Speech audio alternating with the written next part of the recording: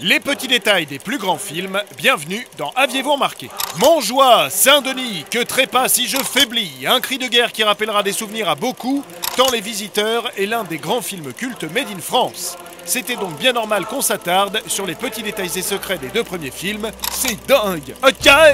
Petit détail culture pour commencer, les adeptes de latin auront tiqué sur la formule prononcée par le mage Eusébius dans cette scène. Per Horus et per Ra et per Soles Invictus Duceres, ce qui signifie par Horus et par Ra et par le soleil invaincu soit conduit.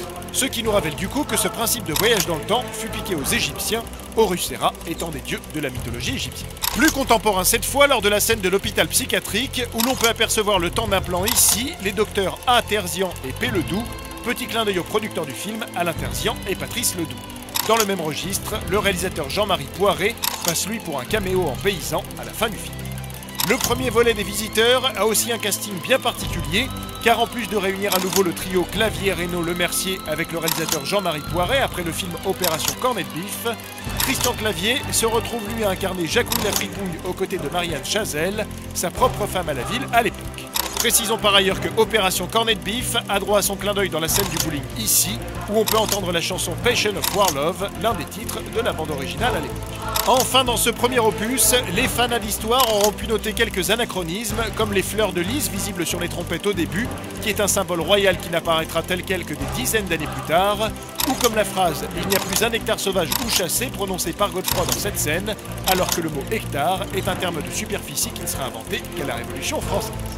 Mais il n'y en a pas que pour Les Visiteurs 1 dans cet épisode, et le second film, intitulé Les Couloirs du Temps, sorti en 1998, possède lui aussi quelques petits secrets amusants. Un deuxième opus qui donne décidément beaucoup de travail à Christian Clavier, qui incarne tout de même 4 rôles.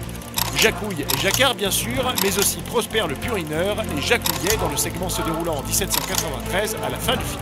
Un segment où se trouve un autre petit détail amusant, puisqu'on y voit Clavier à côté du personnage de Napoléon Bonaparte, un personnage illustre que l'acteur incarnera lui-même quelques années plus tard pour la télé.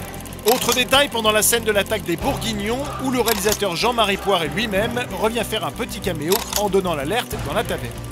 Enfin, le commissaire-priseur dans le film se nommait dans le scénario et pendant le tournage Maître Bouloche, mais son nom fut changé en Valoche en post-production, une modification de dernière minute qu'on peut relever si on est attentif, car lorsqu'il se présente au téléphone ici, ses lèvres prononcent bien Bouloche. Mais ça bien sûr, vous l'avez remarqué. Non ? Retrouvez tous ces films à regarder chez vous sur notre nouvelle application Allocinéum, disponible sur smartphone et tablette.